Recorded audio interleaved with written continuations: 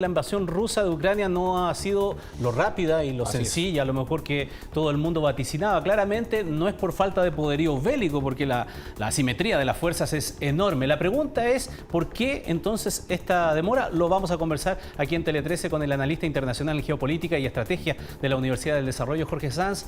Bienvenido nuevamente a Tele 13. Encantado de estar con ustedes. Buenas noches. Apoyémonos de un poco de la gráfica solo para amenizar la conversación, ¿no? Para ver cómo avanza el ataque de Rusia. Carlos, ese es el despliegue de la fuerza y lo que decíamos, fuerzas terrestres principalmente. Claro, y la primera pregunta que uno se hace es ¿por qué recurrir a la misma táctica en general de los años 80, 90, en el caso de Afganistán, por ejemplo, donde fue esto mismo, que fue una guerra de desgaste, tuvieron problemas logísticos? ¿A qué lo atribuye usted? Yo creo que aquí hay una mala apreciación inicial de lo que iba a ser el combate. Hay un error en los planificadores rusos, primero porque sobreestimaron sus propias capacidades, subestimaron las capacidades de Ucrania, no solo las militares, sino que las espirituales, que son las que han levantado a Ucrania en esta defensa. Y un tercer elemento, que no consideraron la respuesta de Occidente.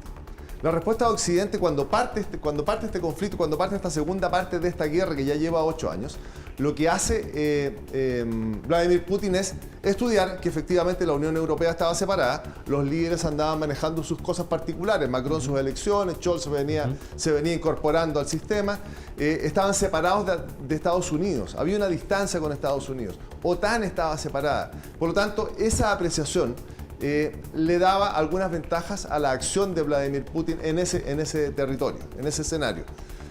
Pero su ataque, el rompimiento del Estado de Derecho, el avanzar sobre Ucrania, el salir de las posiciones, el no decir la verdad, el despliegue absoluto que lo hace a vista y paciencia a todo el mundo y dice yo no voy a atacar, estoy haciendo ejercicios militares, genera esta unión de Occidente y se instala en la frontera de Ucrania para defender probablemente en un comienzo no solo a Ucrania, sino que defender a Europa.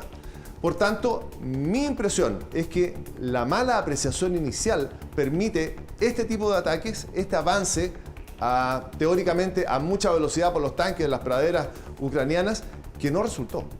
Ahora, es llamativo que el presidente Putin también en días anteriores haya llamado a las propias tropas ucranianas diciéndole rebélense ustedes. ¿Cómo tiene que interpretarse eso? Porque de un punto optimista uno podría decir está complicado, sí, pero por otra podría decir que ve cierta fragilidad en la adhesión al presidente, pero no hemos visto eso.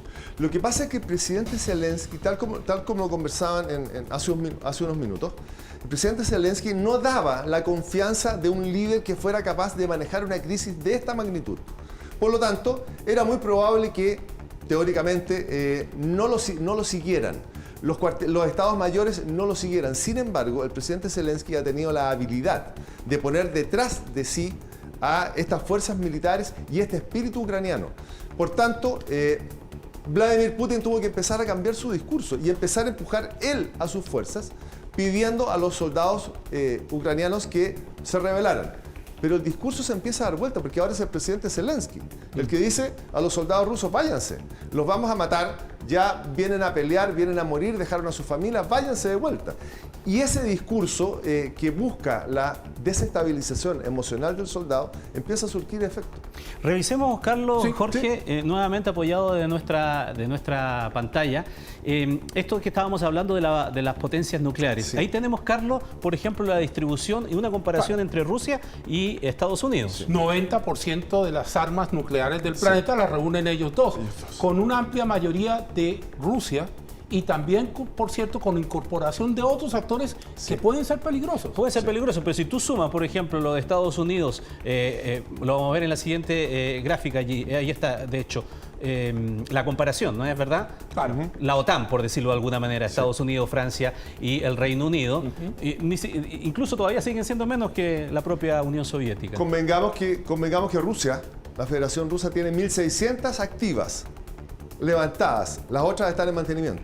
Claro, pero el solo hecho Pero aún así son 6.000. Son 6.000. Ahora, me deja una pregunta armada. Sí. Si tiene 1.600 cabezas activas, ¿cuánto se demora un misil de esos en alcanzar un blanco en Occidente? El Avangard se demora 15 minutos en llegar a Estados Unidos. Por lo tanto, es un escenario potencialmente hostil. Sí. Ahora, Claro, esto es un escenario potencialmente hostil, potencialmente peligroso, Sí. pero yo tengo la impresión, todavía, no podemos determinar qué está pasando por la cabeza de Vladimir Putin, yo creo que hay una ofuscación enorme, tengo la impresión de que la activación del arsenal nuclear que ordenó Vladimir Putin tiene que ver con la negociación y tiene que ver con la pausa estratégica que se está dando. Esto de detenerse a la salida en los exteriores de Kiev, de sentarse a conversar, y es sentarse a conversar con la pistola arriba de la mesa. Claro. El desarrollo nuclear que tiene Rusia es parte de su orgullo y es parte de su prestigio como potencia. Por lo tanto, tal como pudo haber puesto a las fuerzas especiales, colocó la potencia nuclear porque aumenta la presión, genera una alteración, genera una activación en Occidente, pero no quiero pensar que esta ofuscación del sentir que da lo mismo lo que siga perdiendo, porque ya lo ha perdido todo, lo lleve a tomar una determinación como apretar el botón. Al profesor Jorge Sanz, muchísimas gracias, nos quedó claro. Seguramente nos vamos a volver a encontrar en los próximos días. Ramón.